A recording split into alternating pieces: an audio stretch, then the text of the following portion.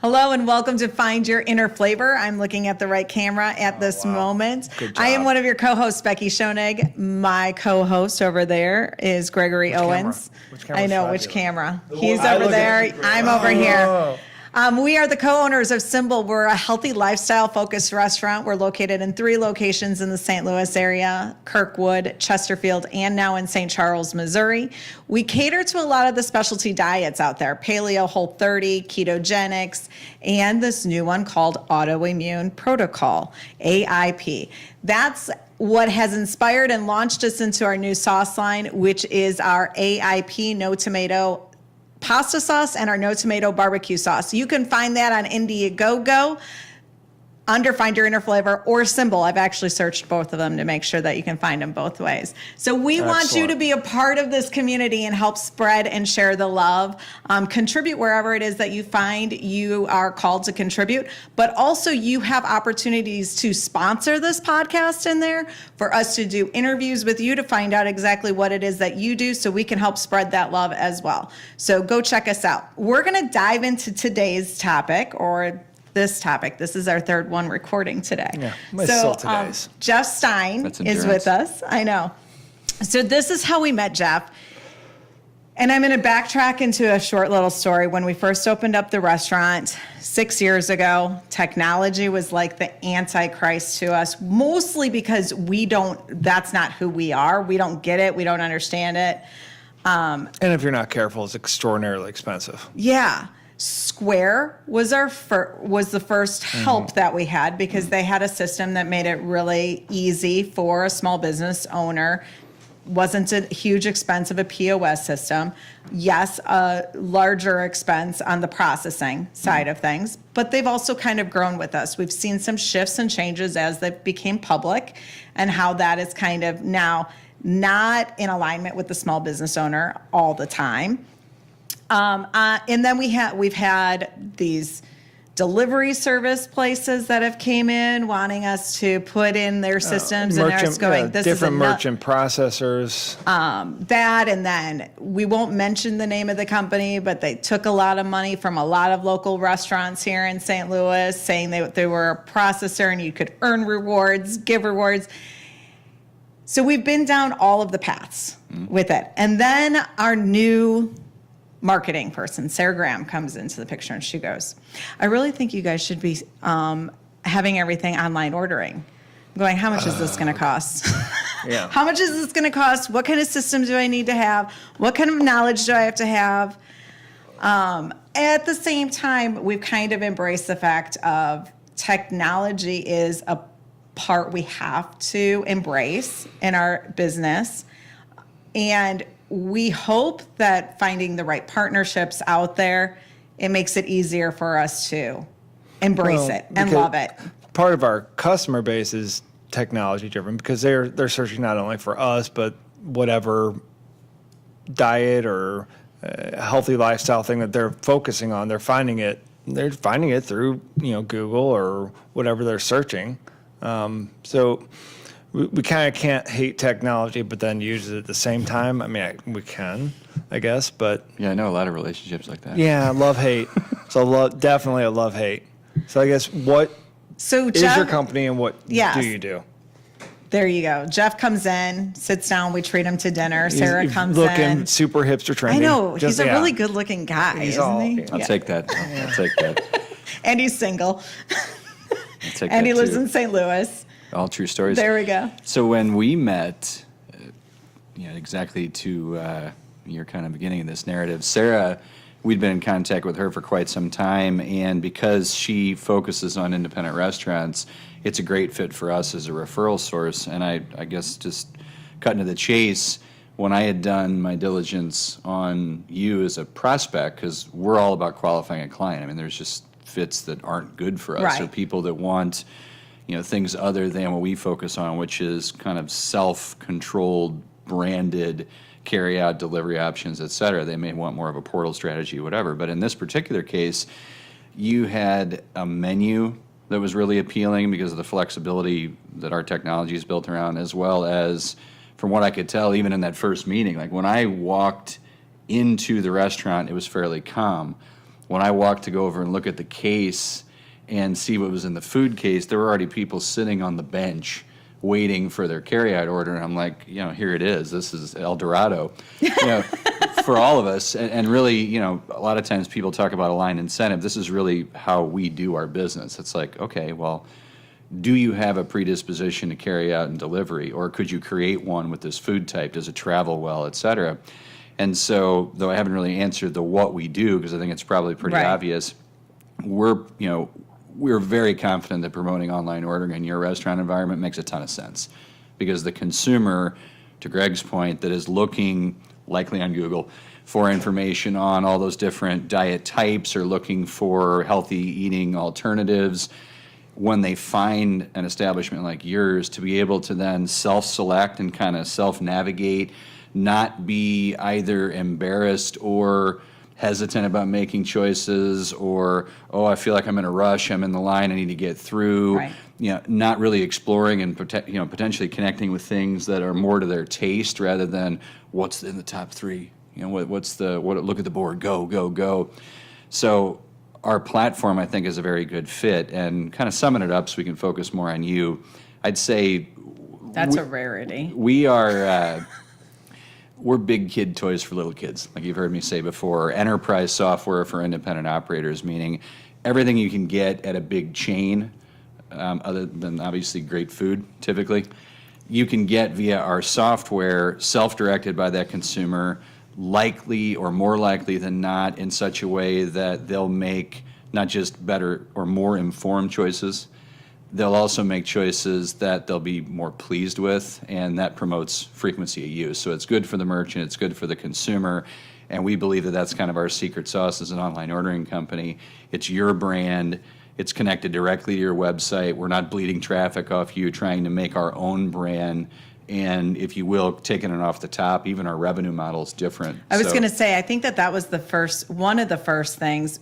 One of the challenges with what we have is our food cost, and everything that we do is much greater than the average restaurant out there.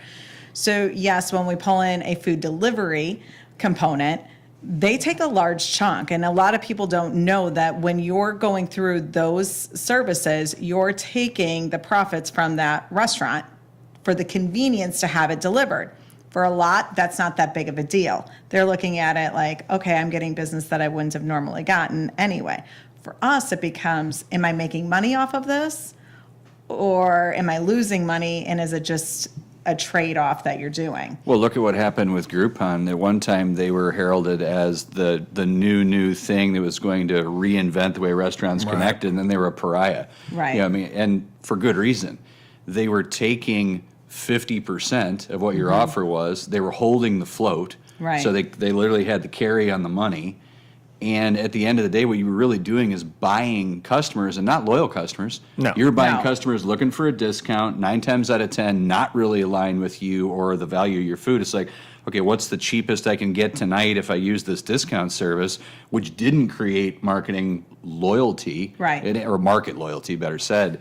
It created a bunch of bargain hounds, daily deal sites, that basically you got no value of it other than maybe some exposure, which is what advertising used to claim. Right. And note where all the ad agencies have gone. It's all promotion. It's all direct to the consumer, because what really needs to happen for restaurants is you need to drive sales. Yeah, It's we a transaction We need butts technology. and seats. Yeah, or bags going out the door. Either way, yeah. Well, and I question, so at one point before we opened up the restaurant, I went to go work at Starbucks. And I left a corporate-y. I had reached what I thought was my high-end goal, which was a business hired me to coach and consult for them. I was their only employee I was doing that for them. And I hated it. I absolutely hated it. So 6 months later, I'm like going, I don't even know what I want to do anymore. I reached the goal that I wanted in coaching, and now what? So I went to go work at Starbucks. With the idea that I knew I wanted to open up a restaurant someday. I kind of grew up in it. My mom and my stepdad owned nightclubs.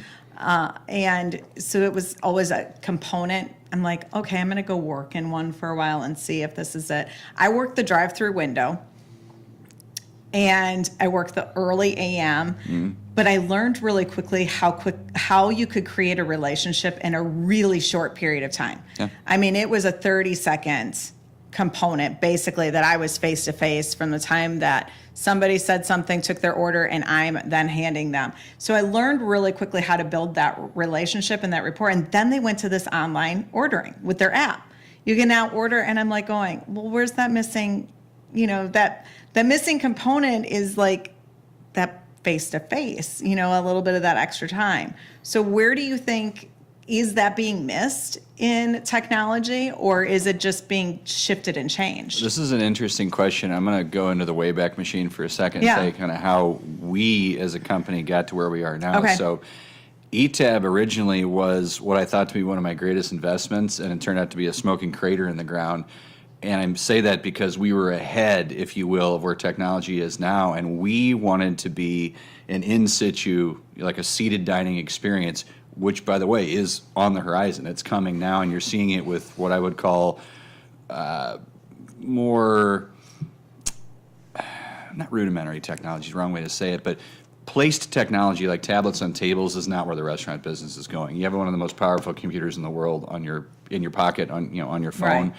So we wanted to introduce the idea of you controlling your dining experience, more of the selection process of it with your phone, and then having more time, which we proved out, by the way, with the wait staff to build rapport, because that's really what it boils down to. And to your question, we were met with this fierce resistance from all of the staff, because they're like, you're taking away my ability to interact with this customer. You're making me irrelevant, or you're marginalizing my impact on the client.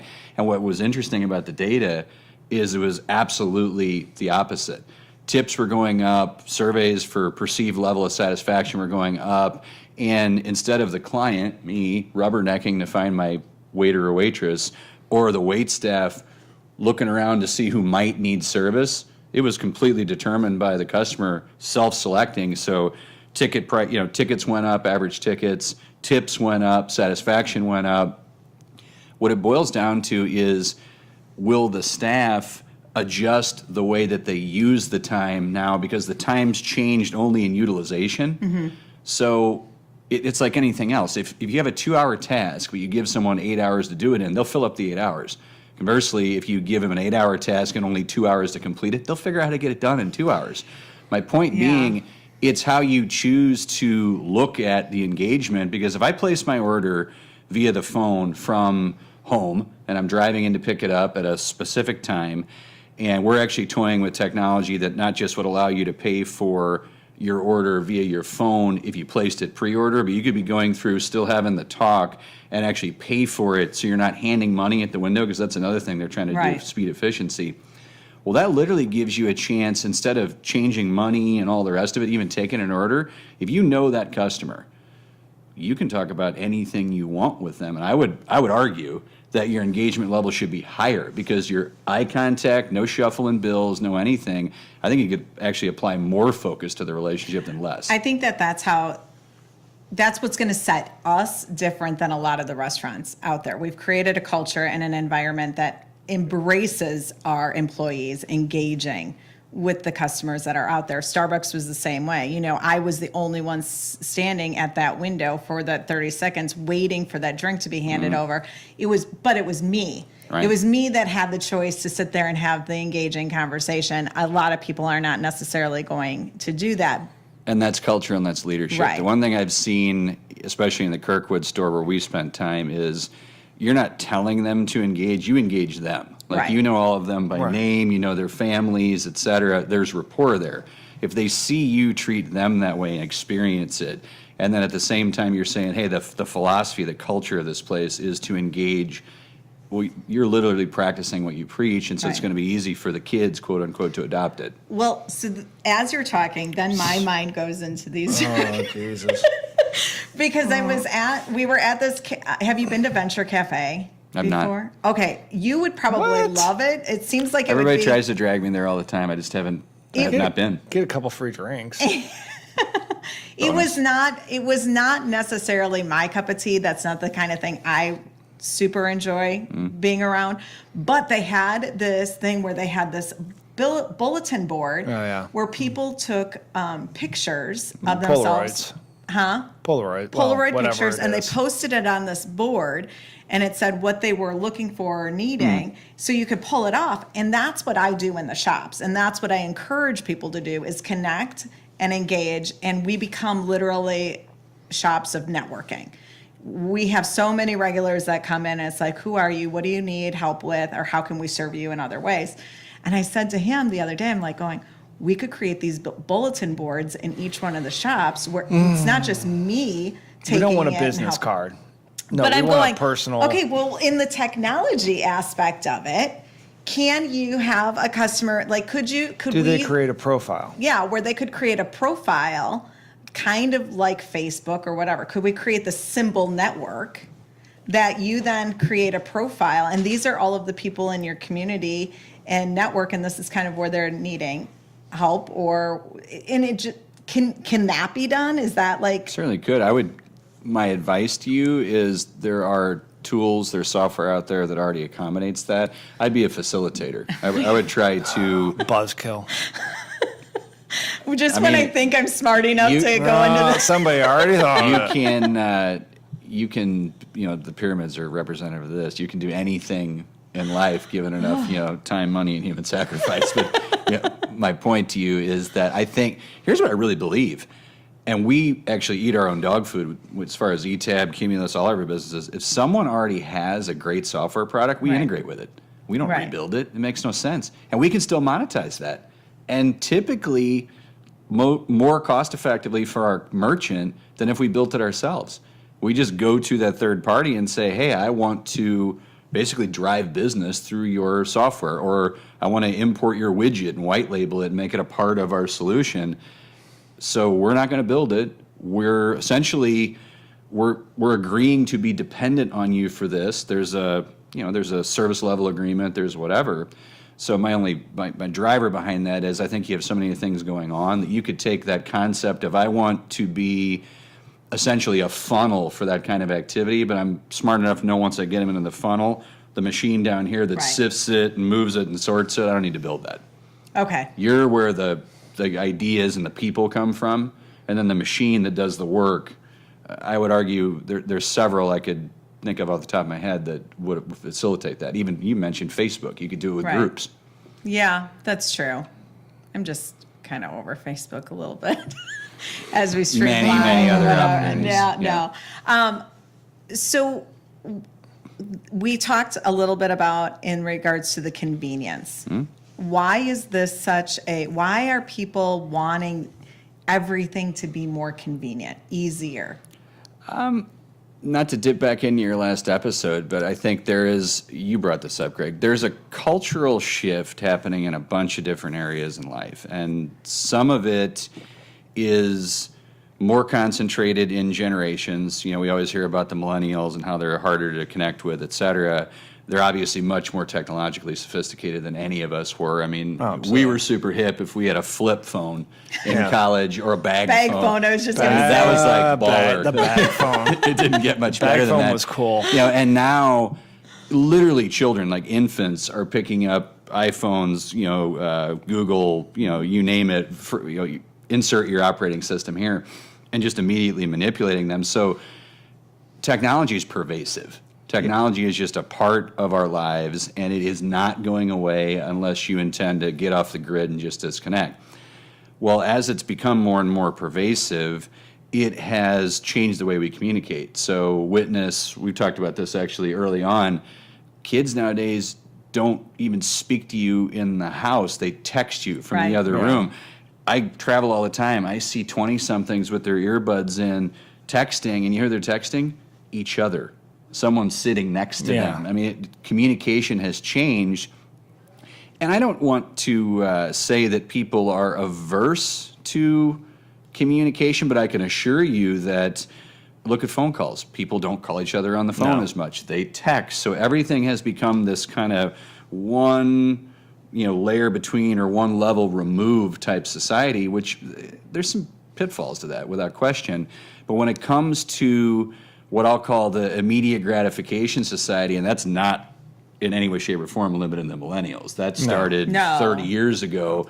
Long And time prosperity has a lot to do with Yeah. that. And so it's like, well, I want what I want when I want it. And now everything around you, I laugh when I sell our product. I call it the Amazon effect, why tickets go up and everything else, because you're used to be able to say, okay, well, I need this book, and customers also like click. And so you get this, and then it goes, oh, you want it tomorrow? Here's next day. You want it overnight? Oh, you want it free shipping, whatever it's Yeah. going to be. So all that is available, and it's become just part of our culture. To deny that in a major industry like food, especially given that people are, here's the positive side, starting to become more informed about what they should be eating rather than what's fastest and cheapest, et cetera. To deny them the ability to have the efficiency side and the convenience side in the ordering process, like, I want it, great. Here it is. Here's all your options. Here's basically your choice, which is, it's all about personalization, customization. I mean, the phone companies learned this when they gave us different colored cases on phones, and it was like, oh my God, I can't believe it. Now it's your home screen, what case you choose, blah, blah, blah, my own Bitmoji, whatever that's going to be. God. So point of the matter is, it's something that the consumer is driving. It isn't even it's not an if, it's a when restaurants are going to adopt it. And there'll be holdouts. There'll be those that say, that's not the way that we've done it and we're not going to change. Well, that's fine. We tell them all the time, our prospects, you don't have to change the way you run your restaurant proper, but if you don't accept, if you will, and I think acknowledge is probably still a better way to say it, that the consumer behaves this way, and by affording them this option, you're ingratiating yourself to them. Right. Literally, they want to interact with you this way. Why are you denying it? Unless, to your earlier point, it's too costly, it changes your workflow, et cetera.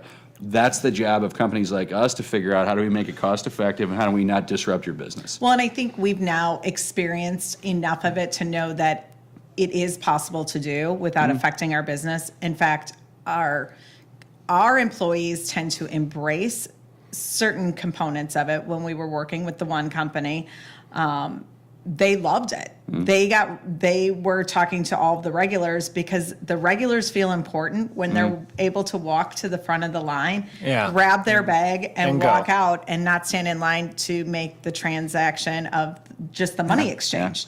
So it became a win-win situation, because it made our employees' lives easier. Sure. They were able to move a line much quicker.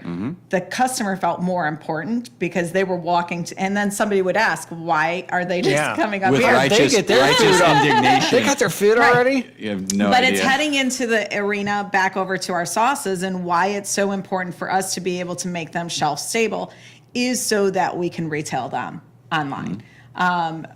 When you're limited in St. Louis to having access to our food just here locally, it becomes really limiting for everybody else. So that's a huge component on why we have headed in this direction on the education piece, bringing in more experts, because we feel like the more products we're able to then retail through that, we have then taken all of the thinking away from the customer, and we're basically putting our stamp of approval, whether it's ours that we're selling or somebody else's that we choose to partner with. Yeah, and there's a comfort in that. It's the reason Right. people do research online.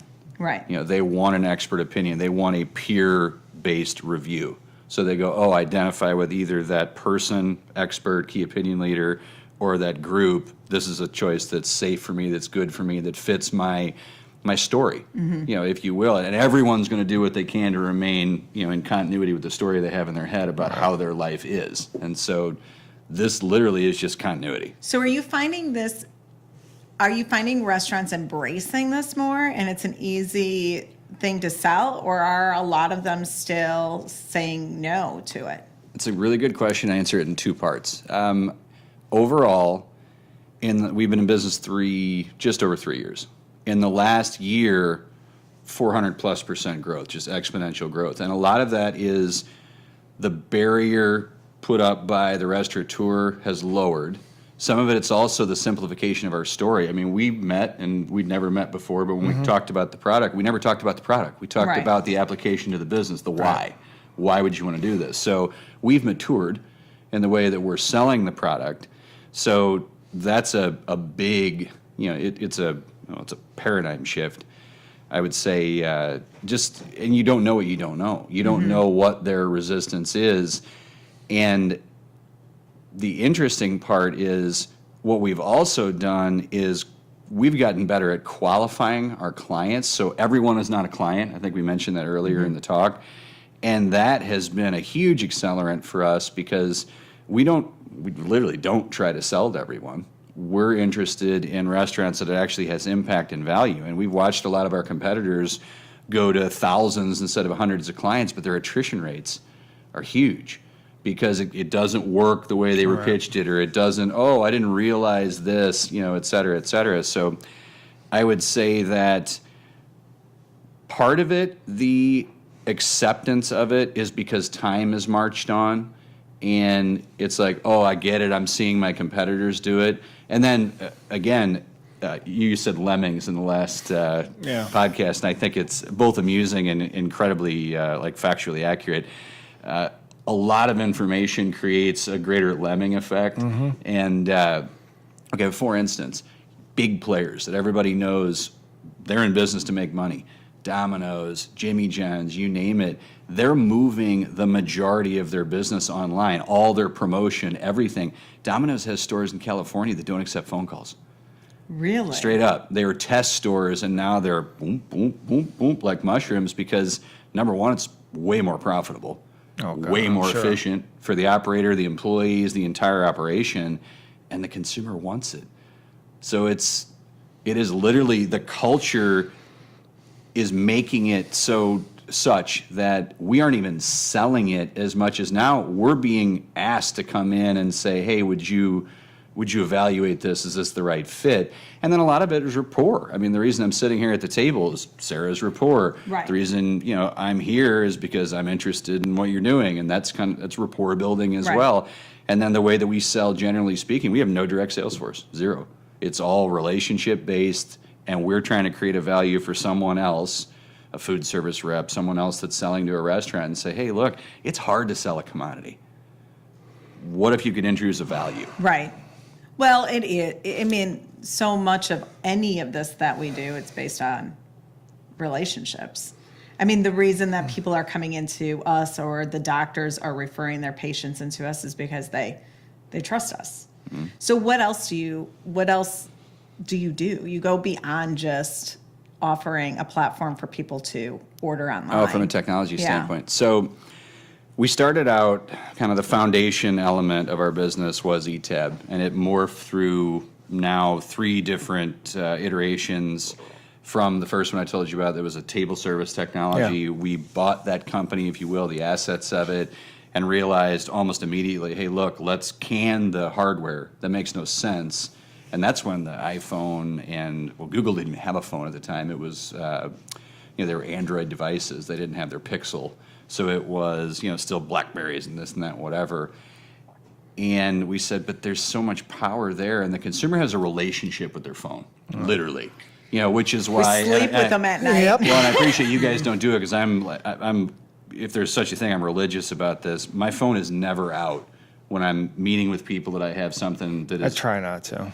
Well, and we're a culture to have it there. It's like, and people think because you place it face down on the table, that's showing respect. Yeah. It's like, I don't want to see that thing. Yeah. I don't want to see it. But we realize that what you want and reality oftentimes are 2 different things. So we're like, well, why would we buck that trend? The consumer loves control. They love personalization. Let's move the ordering experience to mobile, which mobile, when we started, was maybe 20% of the orders. Now it's like 62% of the orders, which is why everything responds to mobile, et cetera, et cetera. So as we got out into the market and started to grow, then all of a sudden we hear from the merchants, well, this is great, and it's working, it's producing numbers like you said it would. Do you guys do point of sale? And we looked at it again, and we'd integrated to other point of sale systems. Yeah. And we're like, yeah, but much like online ordering used to be kind of clunky and a Swiss Army knife, people try to make it do too many things, and you can earn reward points, and you can pay this, and you can use it for this, and it's a pterodactyl, whatever.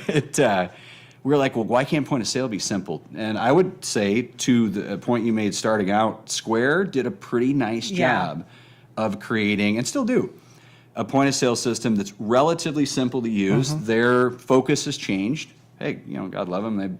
They have a business model. They Right. need to try to make certain that it makes money.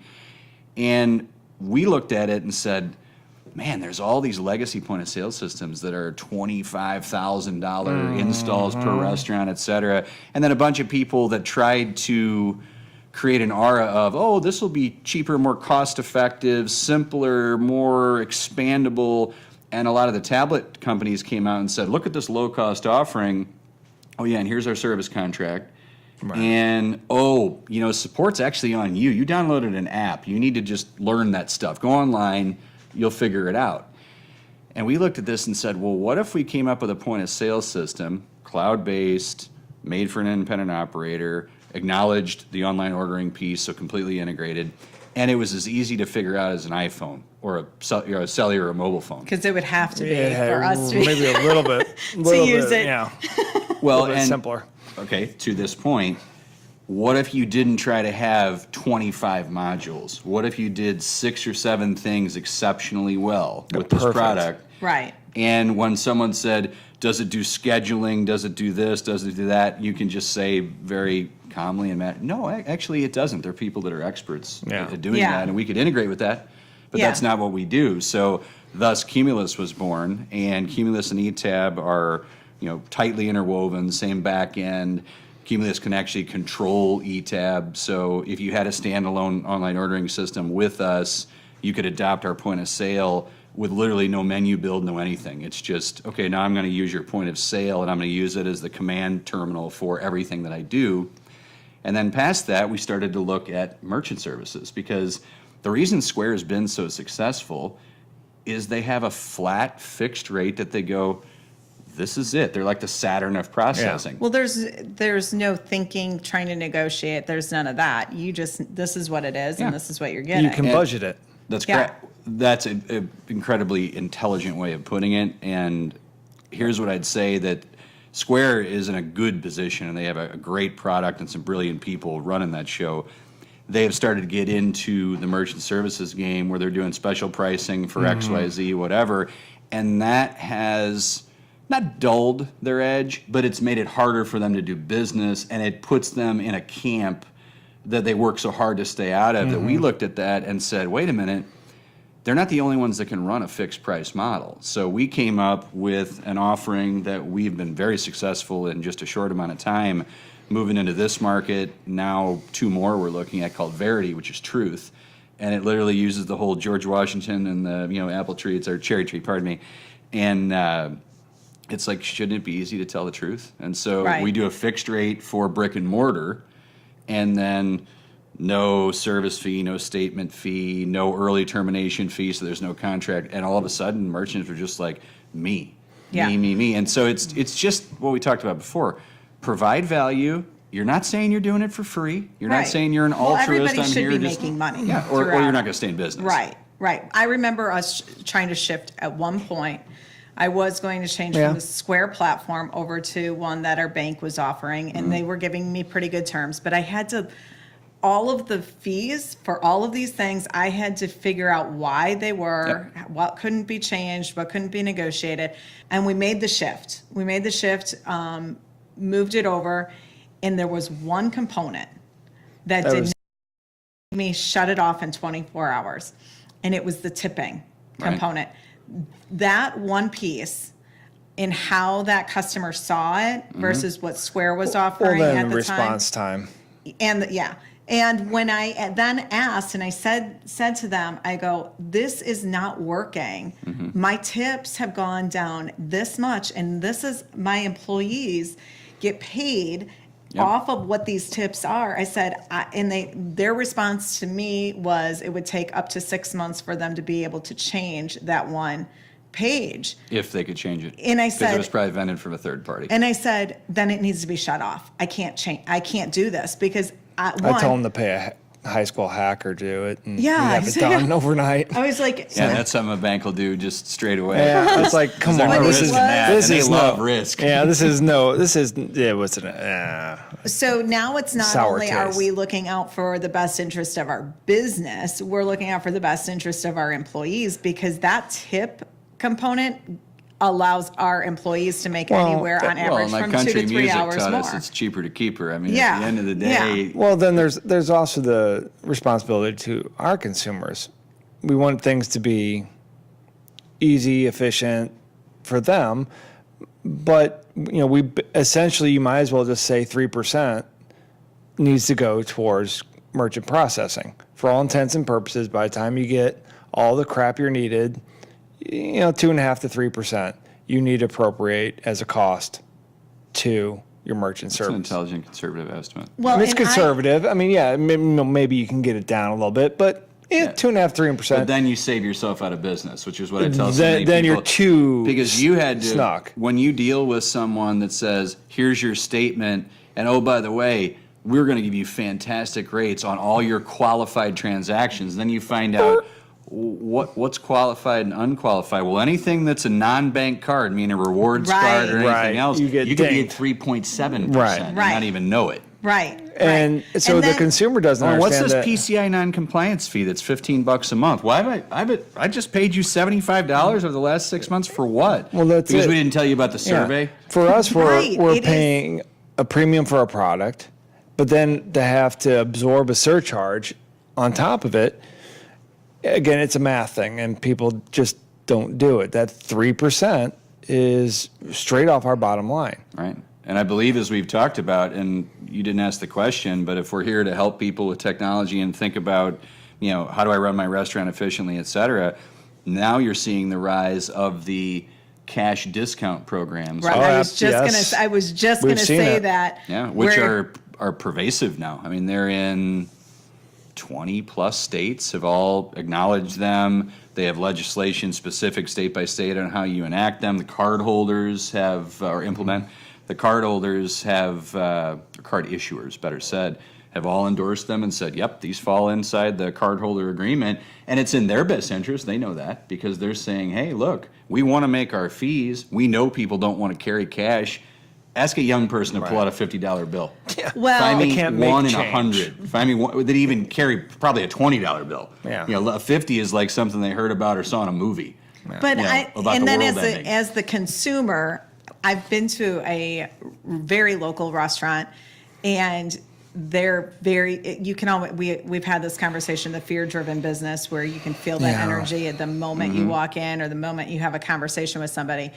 And this particular restaurant, I go through the drive-through, and they say we prefer cash when you pay, and it's like. The fact that you're asking that, as a business owner, I know why you're asking that. Right. But why are you doing that? That should not be a part of your Spiel. spiel. That should not be a part of the conversation. And now you're asking your employees to request cash and it's like, no, here's my card. Well, it's No, here's my card. It is a struggle. We've had Nationwide Processing as a sponsor in the past, where we've advocated them because they do bring value to cash being used in the small business. But there is a reality of where we are.